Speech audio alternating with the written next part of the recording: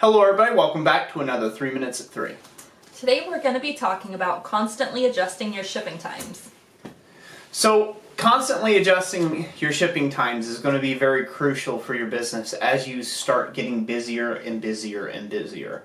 Oftentimes we forget about our shipping times quite a bit until we're swamped with work, and we forget that we need to alter those shipping times based upon our current job sheet. Yes. Also, some other factors that will influence it include what season it is. So, for example, if you know Christmas is coming up and you're trying to push as many orders as you can out before Christmas, although you know you're going to be working those 12 and 14-hour days, but you want to go ahead and get the extra work in, you shorten the timeline so that people can still get their orders in prior to Christmas. Yep.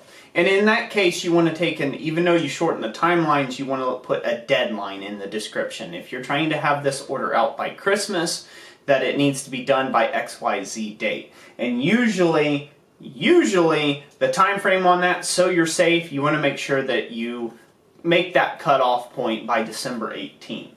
Now, the post office and different couriers, they'll tell you different things that you can ship as late as the 22nd with super express mail there, or whatever.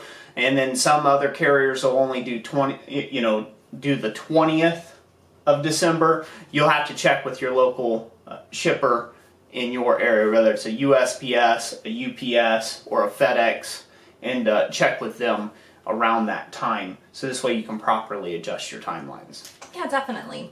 Also, depending on what selling platform you're using, how they manage the shipping will be a little bit different. So for example, on Etsy, they kind of give time frames. They give like you're going to ship something out in 1 day, or it might be 1 to 3 days, or 3 to 5 days, or a week, and then it goes up in 8-week increments after that.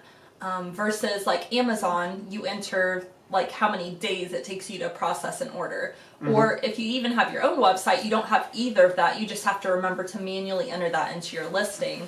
So when you're going through and changing your shipping times, it does take time and it does take effort. And you really have to do it to each one of your listings on a regular basis to make sure you're keeping current with what you can actually handle for a workflow. Yeah. And a quick tip here before we go. If you are selling on Amazon and you are an artist and you need longer than 30 days, I believe it is, to work on the particular item, that means it's going to take you longer than 4 weeks to get this item done. That's 4 business weeks. Yep. To get this item done, we highly suggest that you recommend your customer to either your own private website or to a different platform if you can, yeah, you because have to be very careful. They won't let you share links. Yeah, they won't let you share links. Or anything like that, but be tactful with it.